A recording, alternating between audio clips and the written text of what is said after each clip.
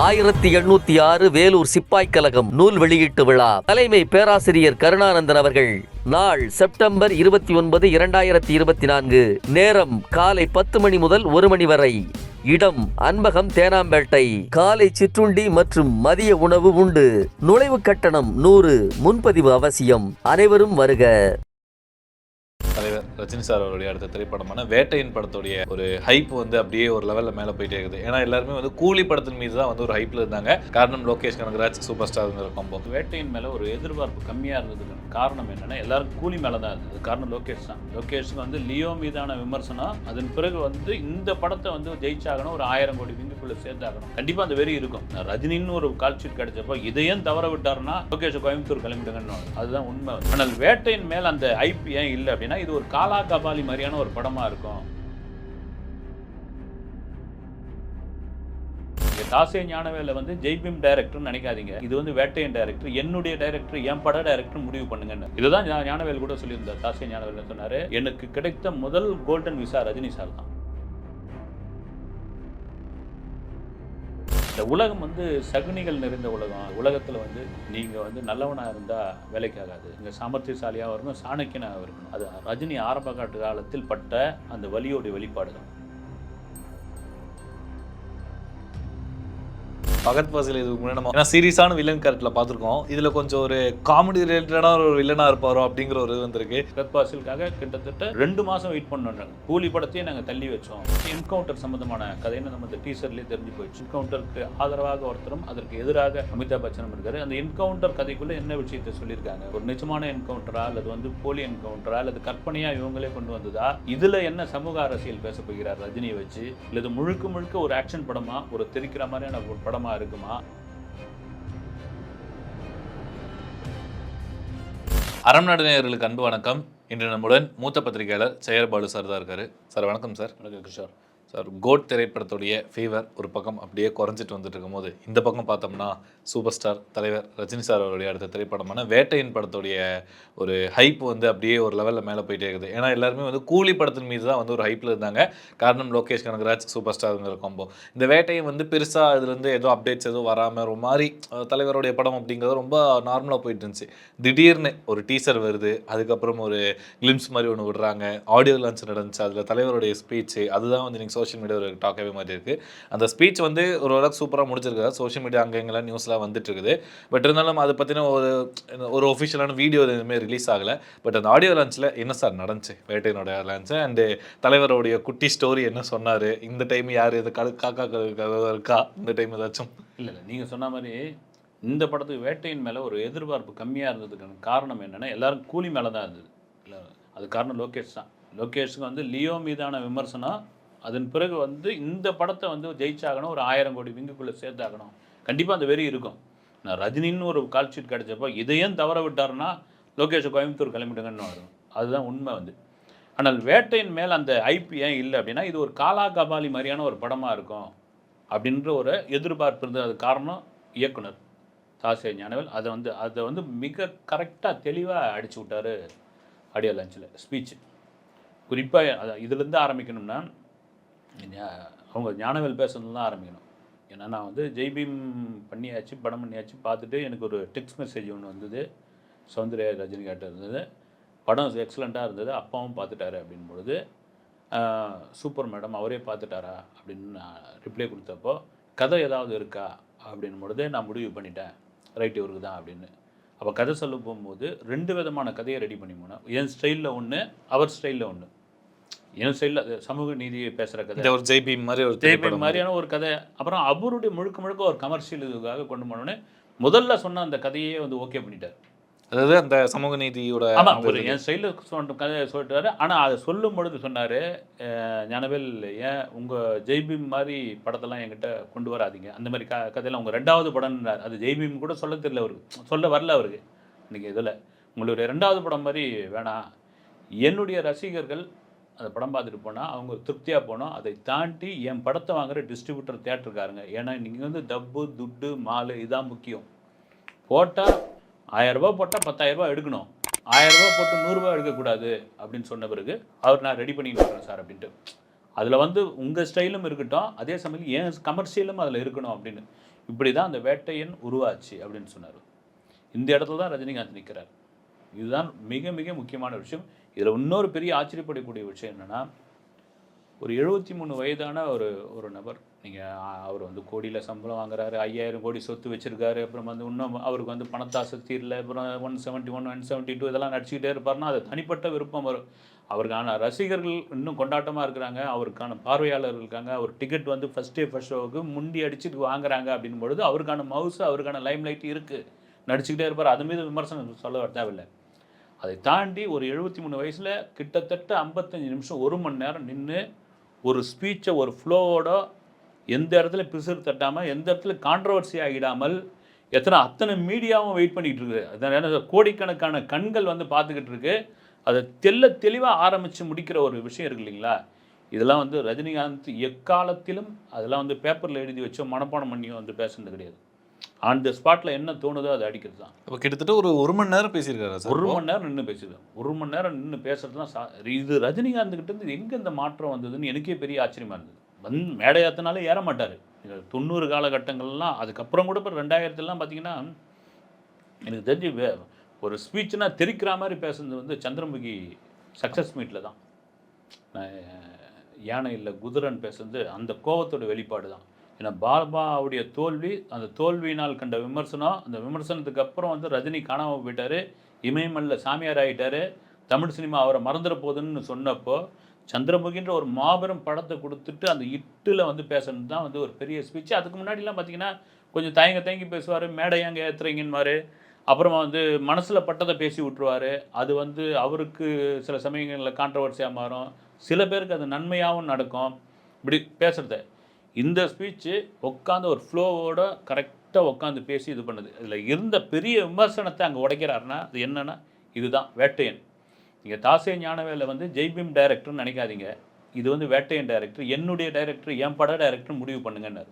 எப்படி நெல்சனுக்கு ஒரு நெருக்கடி ஏற்பட்டதோ அந்த சமயத்தில் ரஜினிகாந்தே உள்ளே இறங்கி அந்த படத்தினுடைய இன்புட்டு ரஜினிகாந்த் நிறைய உண்டு ஜெயிலர். இதை தான் ஞானவேல் கூட சொல்லியிருந்தார். தாசே ஞானவேல் சொன்னார், எனக்கு கிடைத்த முதல் கோல்டன் விசா ரஜினி சார் தான். அந்த கோல்டன் விசாவை காமிச்சு தான் நான் அமிதாப் பச்சன் ஓகே பண்ணுறேன், பகத் பாசில் ஓகே பண்ணுறேன், என் மஞ்சு வாரியர் ஓகே பண்ணுறேன், எல்லாரையும் நடிக்க வைக்கிறேன். அந்த கோல்டன் விசா கிடைக்கலாம் ஒன்றும் பண்ண முடியாது. அடுத்த கோல்டன் விசா லைக்கா. அதுதான் ரஜினிகாந்த் சொல்லியிருப்பார். இந்த படத்தில் யார் வேணும் அப்படின்னு அமிதாப் சார் தான் நல்லாயிருக்கும் அப்படின்னு. ஐயோ அவர் அப்போ நீங்கள் ப்ரொடக்ஷனில் சொல்லுங்கள்.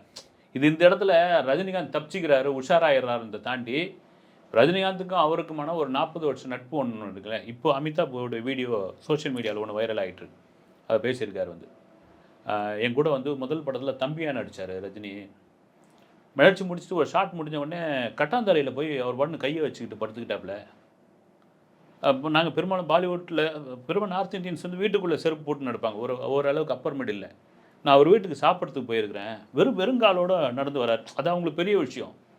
இந்த எளிமை தான் ரஜினியை இந்த உயரத்துக்கு கொண்டு வந்து நிற்குது அப்படின்னு இப்போ ஒரு வீடியோ பேசுறது ட்ரெண்டிங் ஆகிட்டு. அப்போ எனக்கு அமிதாப் பச்சன் வேணும் அப்படின்போது நீங்கள் ப்ரொடக்ஷனில் காண்டாக்ட் பண்ணுங்கள், சுபாஷ்கரன் சார் எது வேணாலும் பண்ணுவார் அப்படின்னு சொல்கிறார். அது காரணம் என்னென்னா அவருக்கு ஒரு பெரிய ரெமுனரேஷன் கொடுக்கணும். அதுதான் முறை. அவருக்கும் ஒரு 80 வயசு ஆகுது. சும்மா அவர் பாலிவுட்டில் எவ்வளோ பேர் கேட்டு நடிக்க முடியாதுன்னு சொல்கிறப்போ ரஜினியை அவரை வச்சு படம் பண்ணுறதுக்கு முடியாதுன்னு அவர் இதுவாக இருக்கிற நேரத்தில் வரார் அப்படின்னு பொழுது ஓகே. இப்போ ரஜினி கூப்பிட்டாருன்னா ஓசியில் கூட நடிச்சுட்டு போயிடலாம் அவர். அதன் பிறகு தான் நடிக்க வந்தோன்னா அமிதாப் பச்சனுடைய ஒரு வரலாறு சின்னதாக சொல்கிறார் வந்து. அது உண்மையிலே ஒரு நிறைய பேருக்கு தெரிகிற வாய்ப்பில்லை, ஒரு இன்ஸ்பைரிங்கான ஒரு இது. இன்றைய இளைஞர்களுக்கு ஒரு முக்கியமான ஒரு வரலாறு அது. ஆமாம் சார். இடையில கூட அமிதாப் பச்சன் அந்த ஒரு சினிஃபீல்ட்லேருந்து ஒரு பெரிய ஒரு பிரேக் மாதிரிலாம் எடுத்திருந்தாரு சார். அதான் அமிதாப் பச்சனுடைய அப்பா வந்து பெரிய கோட்டீஸ்வரர். அவங்க அம்மா வந்து அன்றைய பிரதமர் இந்திரா காந்தியோடைய ஒரு தோழி. நான் நடிக்க போகிறேன்னொடனே அவங்க அப்பா என்ன பண்ணுறாரு, ஒரு 200 ரூபா கையில் கொடுத்து அனுப்புகிறாரு வந்து. அவங்க அப்பா கொடுத்தா லட்சக்கணக்கில் கொடுத்து ஒரு கார் அனுப்பிச்சு ஒரு மும்பையில் ஒரு ஃப்ளாட் வாங்கி கொடுத்து நடிக்க வைக்கலாம், நீ பணத்தோட அருமை தெரிஞ்சிங்கன்னு கொடுத்து அனுப்புகிறாரு வந்து. ஏறக்குறைய தம்பிக்கு அந்த ஊர்னு ஒரு படம் 80s வந்தது, ரஜினி சார் நடிச்சது. இதே கதை தான் வந்து. விஎஸ் ராகவன் தான் அப்பா, ஒரு உதாரித்தனமாக இருப்பாப்புல ரஜினி. இவருக்கு வந்து பணத்தோட அருமை தெரியணுன்றதுக்காக தன்னுடைய நண்பர், கிராமத்தில் இருக்கிற நண்பர் செந்தாமரைக்கு ஒரு கடிதம் எழுதி கொடுப்பார் வந்து. என் நண்பருடைய மகன் வராரு, அவரை வேலைக்கு வச்சுக்கன்னு, நீ எந்த இடத்துல என் பேரை பயன்படுத்தக்கூடாது. அப்படியே டிட்டோ அமிதாப் பச்சனுடைய கதை. வராரு, இங்கே வேலை செய்கிறாரு, சின்ன சின்ன கேரக்டர் நடிக்கிறாப்புல, ஒரு லெவலுக்கு வளர்றாரு. வளர்ந்த பிறகு நடிகனாக மாறுறாரு.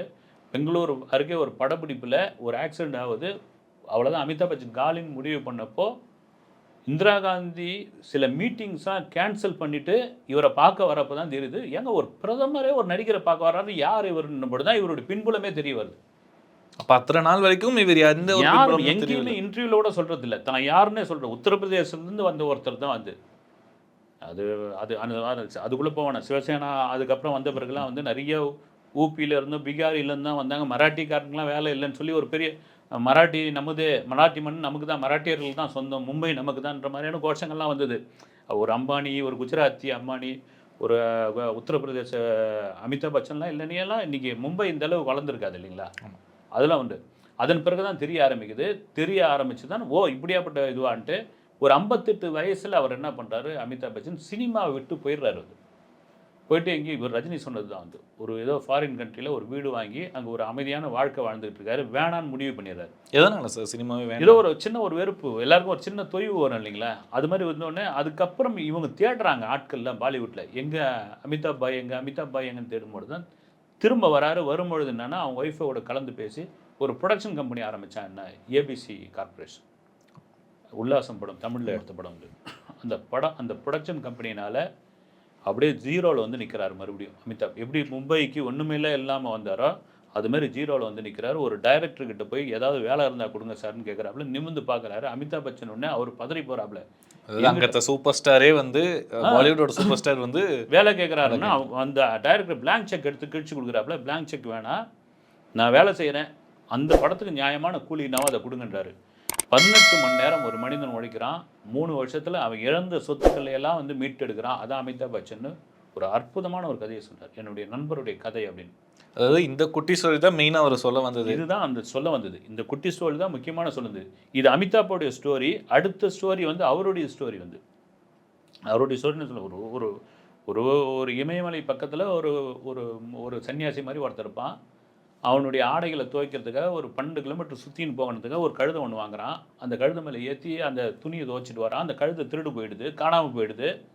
அவன் என்ன ஆயிடுறான், அந்த நின்ன மேனிக்கு அப்படியே இதுவாகிடுறான், ஸ்டன் ஆகிடுறான். அவனை ஒரு கட்டத்தில் ஒரு மரத்தடியில் எதுவுமே நிற்க வச்சு அவனுக்கு மாலையெல்லாம் போட்டு ட்ரெஸ் எல்லாம் மாட்டி இவன் தான் சித்தர், இவன் தான் சாமியார்னு சொல்லிடுறாங்க. கண்ணை மூடினபடி இருக்கு. ஏன்னா கழுத போன இதுலேருந்து அவன் இன்னும் மீண்டு வரல. எப்போயாவது கண்ணை திறக்கும் போது வரவங்கக்கிட்ட யாரோ ஒருத்தர்கிட்ட ஒன்று சொல்லும் போது அது பளிச்சிடுது. பெரிய ஃபேமஸ் ஆகிடுறான். அவனுக்கு சீடர்லாம் உருவாகிடுறாங்க. திடீர்னு ஒரு நாள் கழுத கத்துற சத்தம் கேட்டவொடனே என் கழுதன்றான். சீடர்கள்லாம் இருந்துன்னு, என்ன சாமி கழுதுன்னு, யோ நான் வந்து சாமியார் இல்லையா, நான் டோபி, என் கழுதியை தொலைச்சி விட்டேன்னு. அப்படியே வாயை மூடு, உன்னை சுற்றி எவ்வளோ பேர் இருக்காங்க பாரு, நீ டோபிலாம் சொல்லாத, நீ மிகப்பெரிய சாமியார், அப்படியே இரு, உனக்கு பணம் கொட்டுன்னு, இதுதான் என் வாழ்க்கை அப்படின்றார் ரஜினி. அதாவது கிட்டத்தட்ட அந்த லைஃப் கூட கம்பேர் பண்ணும்போது நான் இப்படி தான் வந்தேன், நீங்கள் தான் என்ன இந்த இடத்துக்கு கொண்டு வந்து வச்சிருக்கீங்க அப்படிங்கிறத வந்து ஒரு பெருசாக, அதாவது இந்த ஒரு ஸ்டார்டப் இருக்கிற யாருமே சொல்ல மாட்டாங்க சார். பட் அவர் அந்த இடத்துல சொல்லியிருக்காரு. நீங்கள் சொல்கிறது தான் அப்படமா கரெக்ட். நான் இப்போ இதுக்காக ரஜினியோடைய ஆரம்பது அப்படி தான். அவருடைய பழைய பேட்டிகள்லாம் பொம்மை பேசும் படத்தெல்லாம் கொடுத்துருப்பாரு. வந்து நான் வந்து ஒரு கேரக்டர் ஆர்டிஸ்டாக வரணும், ஒரு வில்லனாக நடிக்கணும், டெய்லி ஒரு 800 ரூபா கிடைக்கணும், ஒரு 1000 ரூபாய் கிடைக்கணும், அதில் ஒரு 500 ரூபாய்க்கு நான்வெஜ் சாப்பிடணும், சரக்கு போடணும், தம் அடிக்கணும், அவ்வளோதான். மீதி ஒரு 300 ரூபா கையில் இருந்தால் போதும்னு நினச்சேன். ஆனால் எங்கேயோ ஒரு உயரத்தில் கொண்டு வந்து என்னை வச்சுட்டீங்க. இதான் இந்த இதுலேயே சொல்லியிருந்தார். கர்நாடகாவிலேருந்து தமிழே பேச தெரியாமல் சொற்ப காசு எடுத்து ரயில் ஏறி வந்த என்னை இந்த உயரத்தில் வச்சது தமிழ் மக்கள் தான், அதை நான் என்றைக்கும் மறக்க மாட்டேன் அப்படின்னு. சரி, இதுக்குள்ளே சகுனி கதை வந்தது. சகுனி கதையாக சொல்லலை. இந்த உலகம் வந்து சகுனிகள் நிறைந்த உலகம். இந்த உலகத்தில் வந்து நீங்கள் வந்து நல்லவனாக இருந்தால் வேலைக்காகாது, இங்கே சாமர்த்தியசாலியாக இருக்கணும், சாணக்கியனாக இருக்கணும். அது ரஜினி ஆரம்ப காலத்தில் பட்ட அந்த வலியோடைய வெளிப்பாடு தான். மீன்ஸ் அவருக்கு நிறைய துரோகங்கள் அந்த மாதிரி நடந்தது. கண்டிப்பாக உண்டுங்க. வந்து என்ன வந்து சினிமாவில் வந்து பாலிடிக்ஸ் ஹெவி இல்லைங்களா. இன்றைக்கி இவ்வளோ சோஷியல் மீடியா இருக்கிற காலத்தில் தெரிஞ்சு போகுது இல்லைங்களா. ஏமா கமிட்டி மாதிரியான கமிட்டிலாம் வந்து இப்போ வெளியே எல்லாருக்கும் தெரிய ஆரம்பிக்குது. அந்த காலகட்டத்தில் மீடியாவே கிடையாது, பிரிண்ட் மீடியா தானே. ஒரு செய்தி வரணுமா வராதனாலும் அது அவங்க டிசைட் பண்ண நிறுத்திடலாம் அந்த செய்தியை.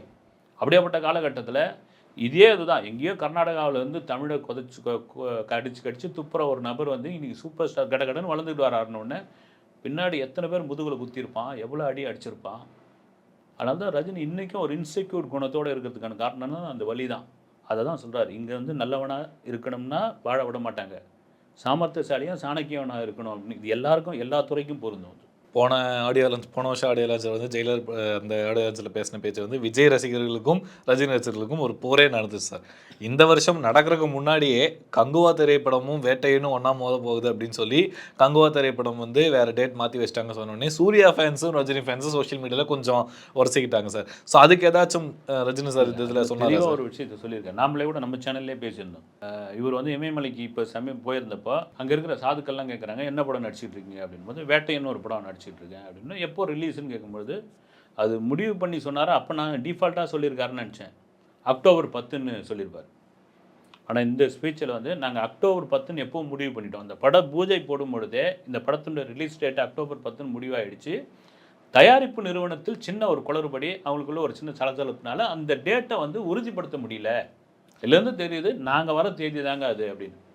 நான் என்ன சொல்கிறேன்னா, சரி அவர் தான் வரட்டும் சார். ஒரு காலகட்டங்களில் 90களில் ஒரே சமயத்தில் 9 படம்லாம் வந்துருக்குது. ரஜினியோடைய மாவீரன் படம் வருது, அப்புறம் வந்து விடிஞ்சா கல்யாணம் வருது, இன்னும் கிட்டத்தட்ட இவர் அறுவடை நாள் ஜிஎம் குமாருடைய படம் வருது. அத்தனை படம் கிட்டத்தட்ட 8 படம் வந்து அந்த மாவீரன் ரிலீஸ் டைமில் வந்து அத்தனை படமும் ஓடுது. வந்து மாவீரன் வந்து நீங்கள் தோல்வி படம்னு சொன்னால் கூட அதுக்கும் ஒரு கூட்டம் வருது. அப்படி இருக்கிற சமயத்தில் இப்போ ரைட்டு நீங்கள் ஏக்தம் ஒரே ரிலீஸ் 1200 ஸ்க்ரீனில் இருந்தால் கூட ஏன் வாங்கலை? நீங்கள் வந்து போட்டிக்கு வாங்கலை. இப்போ 1200 ஸ்க்ரீனில் 600 ஸ்க்ரீன் அந்த படம் போட்டோம், 600 போட்டோம். இதுக்கு ஏன் வந்து ரஜினியை வந்து திட்டிகிட்டு இருக்கீங்க சோஷியல் மீடியாவில்? அவரையும் வறுத்து எடுக்கிறீங்க, அவரையும் இது பண்ணுறீங்க. 73 வயசுலேயும் வந்து தில்லா நிற்கிறாருல்ல சொல்கிறார். ஆனால் சூர்யா அதுக்கு ஒரு பதிலை சொல்லிட்டார். என்னுடைய வயசு தான் அவருடைய சினிமா அனுபவம், அதனால் நான் ஒதுங்கி போகிறேன்ட்டார். அவர் சூர்யா வந்து பிறந்தப்போ வந்து ரஜினி அங்கே ஹீரோவே ஆயிடுச்சு. 75 வந்து என் வயசு தான் அவருடைய அனுபவம், அவரை பார்த்து தான் நான் வளர்ந்துருக்கிறேன் நான், அதனால் ஓகே அப்படின்னு. அதையும் தாண்டி கங்குவா வந்து ஒரு பேன் இண்டியா படம், அதில் அவ்வளோ செலவு பண்ணியிருக்காங்க. இப்போ கூட நவம்பர் 14 மழை காலத்தில் அப்படின்னு சொல்லும்போது அது ப்ரொடக்ஷன் சம்மந்தப்பட்டவர்கள் பேசியிருக்காங்க. எங்கள் டார்கெட் வந்து தமிழ்நாடு கிடையாது, சவுத் இந்தியா தான். அவங்க ஒரு கேஜிஎஃப் மாதிரி, பாகுபலி மாதிரி அந்த படத்தை அவங்க அது மாதிரி நினச்சிட்டு இருக்காங்க. மேபி வரட்டும், வந்து ஒரு படம் அது மாதிரி ஓட்டட்டும், தமிழருடைய பெருமை வந்து வட இந்தியாவில் போட்டட்டும். அதே சமயத்தில் இங்கே இருக்கிற சூப்பர் ஸ்டார் அவர் ஒரு வேட்டைன்னு ஒரு படம் பண்ணியிருக்காருன்னா நீங்கள் அதை அதுக்கு எதிராக பேசக்கூடாது என்பது தான் என்னுடைய கருத்து. இறுதியாக வேட்டையின் திரைப்படத்துடைய டீசர் வேறு ரிலீஸ் ஆயிருந்துச்சு. ஸோ நல்ல ஒரு வரவேற்பும் அடுத்தது போயிட்டு இருந்துச்சு. அதில் வந்து மெயினாக அமிதாப் பச்சன் சாரும் ரஜினி சாரும் அந்த ஃபேஸ் ஆஃப் சீன் ரொம்ப சூப்பராகும். ஃபகத் ஃபாசில் இதுக்கு முன்னாடி நம்ம ஏன்னா சீரியஸான வில்லன் கேரக்டரில் பார்த்துருக்கோம். இதில் கொஞ்சம் ஒரு காமெடி ரிலேட்டடான ஒரு வில்லனாக இருப்பாரோ அப்படிங்கிற ஒரு இது வந்திருக்கு. மலையாள ஆக்டர் சாபு மோன் அவர் இருந்திருக்காங்க. நிறைய சர்ப்ரைஸான எலிமெண்ட்ஸ், மெயினாக மஞ்சு வாரியர் மேம் வந்து ரஜினி சாருக்கு மனைவி கேரக்டர் பண்றாங்க. இந்த மாதிரி ஒரு பெரிய ஸ்டார் காஸ்டோட இருக்கும் சார். ஸோ படம் எந்த அளவுக்கு வந்திருக்கு, எந்த அளவுக்கு சார் இப்போ ரிலீஸ்ல அவங்க ரொம்ப கான்ஃபிடென்ட்டாக இருக்காங்க? கண்டிப்பாக வந்து நீங்கள் சொன்ன மாதிரி ஒரு ஜெயிலர் ஆடியோ லான்ச்சுக்கு முன்னாடி இருந்த ஜெயிலர் வேறு, ஆடியோ லான்ச்சுக்கு அப்புறம் ஜெயிலர் வேறு மாதிரி. அதுக்கு வந்து காக்கா கழுகு கதை கூட வரலாம். மேபி இதே போல தான் வேட்டையன் வந்து ஆடியோ லான்ச்சுக்கு முன்னே வேறு, ஆடியோ லான்ச்சுக்கு அப்புறம் இப்படி ஒரு மணி நேரமாக அந்த படத்தை நின்று பேசுகிறாருன்னா இதில் ஒரு கண்டென்ட் இருக்குது.